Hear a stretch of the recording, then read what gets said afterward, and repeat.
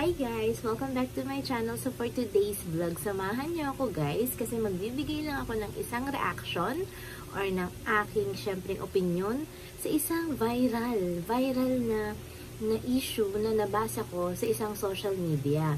Sige, to be specific sa TikTok. Nabasa ko siya, nag-trending talaga siya last weekend. So, medyo relate ako dun guys in other way. Hindi sa ano. Yun guys, yung sinasabi ko sa inyo na Jollibee paper bag. Ewan ko sa inyo guys kung sa iba sa inyo or I don't know kung iba sa inyo nabasa na yon. Alam niyo na yung story ng Jollibee paper bag. So, sa mga hindi nakakaalam, sabihin ko, ibigyan ko kayo ng short idea kung ano yung Jollibee paper bag. Bali, yung isang misis, nanganak siya, nag-labor siya, dumaan siya sa matinding pressure, trauma sa panganganak kasi normal delivery yung kanyang ginawa. Tapos nandun yung asawa niya. Pagkatapos, sobrang kinuwento niya, dinetalye niya kung ano yung naranasan niya sa delivery room, kung yung paano yung treatment sa kanya ng doctor, ng mga nurses. Sabi niya dun yung mga nurses mababait daw kasi yung doctor medyo parang siguro medyo may pagkamin or something, or I don't know, I forgot pero hindi ganun kaganda yung trato or something. Siguro ganun naman talaga, diba? Kasi madami sila sa isang delivery room, tapos habang nanganganak walang mga kurtina. So nung time niya na nakapanganak na siya, okay naman na i-deliver ang baby, biglang sabi sa kanya ng isang staff, maligo na siya. Walang hot water mismo dun sa hospital. So syempre siya, as sa bagong panganak, tayo mga Pilipino, natatakot tayo sa ganyan ng pagkapanganak natin or may nangyari sa atin or may masakit sa atin or something, tas maliligo ng malamig. Iba yung mentality natin doon. Siyempre baka malamigan, di ba? Mapasukan ng lamig. So natakot siya, pero alam ko ginawa niya pa rin yun . So, after niyang manganak, after niyang ma-deliver, naging maayos naman lahat, kinabukasan, dumating yung asawa niya. May dalang Jollibee na pagkain na naka-paper bag. So, ang sabi daw sa kanya ng asawa niya, sabi pa nga daw niya, sabi ni Mrs. yung nanganak is, buti may Jollibee. Parang natuwa siya na merong Jollibee dumating. Tapos, na merong dalang Jollibee yung asawa niya. Tapos, nung nagsabi na siya, na yung tungkol sa Jollibee na, buti may Jollibee, ang sabi daw ng asawa niya is, sa akin mahal kasi napagod akong mag-antay sa'yo kagabi nung nanganganak ka. Total, meron naman libreng pagkain dito sa hospital. O, diba guys, napaka insensitive nung asawa, diba? Kumbaga parang, after mong mag-labor, after mong ilabas ang isang buhay galing sa katawan mo, tapos in-expect mo na yung tao, yung lalaki na unang-una, nakasama mong gumawa doon sa taong yun, sa anak nyo, ang ine-expect mo na care, concern, love, hindi niya naibigay sa maliit na bagay lang ha. Kumbaga parang, alam mo pagod yung asawa mo, diba? Ano ba naman yung i-share mo? O kung hindi mo ibigay sa kanya yung Jollibee, i-share mo, mag-share kayo, diba?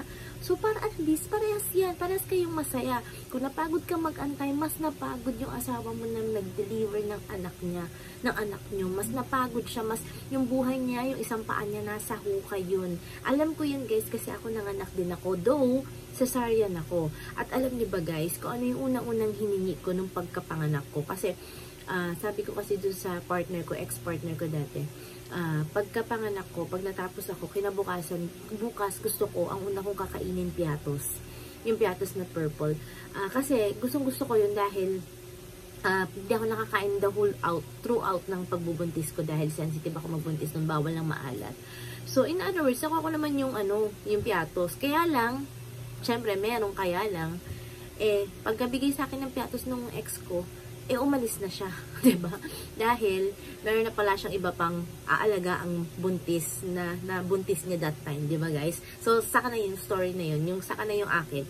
So in other words, nakuha ko naman yung gusto ko na piatos, pero yung pag-aalaga, pagbabantay sa akin, hindi yun ginawa sa akin ng ex-partner ko. So, syempre, ang sakit nun. Ako as a mom, as a single mom, sa mga pinagdaanan kong ganun, tapos nanganak din ako na kulang. Actually, guys, the whole throughout ng pagbubuntis ko, hindi ako masaya. I'll be honest with you guys, kasi ang daming stress, ang daming iluha na inilabas ko nun. Pero, nung nakita ko naman yung baby ko, tapos buti na lang ang family ko nandyan. That time na nangyari sa akin yung panganganak ko, pagbubuntis ko, nandyan ang family ko. So talagang meron akong backbone, o, di ba, support system. So, sa inyo dyan, guys, sa inyo dyan, mga tatay, di ba, alam ko naman din na pinagdaanan nyo na nagtatrabaho kayo para mai-provide yung pangangailangan ng inyong asawa, ng inyong pamilya, pero sana maging sensitive din kayo sa pangangailangan, concern, at attention na kailangan ng inyong mga partner na babae. Kagaya ako nakaka-relate ako, pero ako kasi naging matapang ako eh. Pero sana naman, wag naman sarili nyo lang iniisip nyo.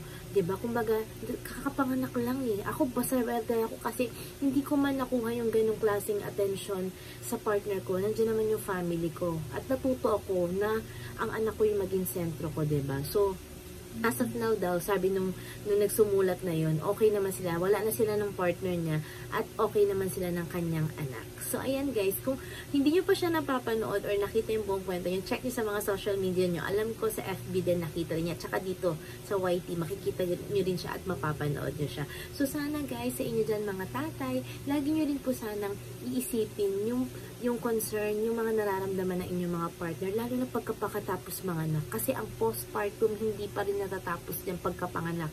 Yung pagiging malungkot at yung postpartum, malaking kalaban din yan ng isang babaeng matapos mga anak. So, samahan niyo pa ulit ako sa mga susunod ko pang vlogs. Ito lamang sa aking YouTube channel. Don't forget to subscribe, like, and share my video. Bye guys!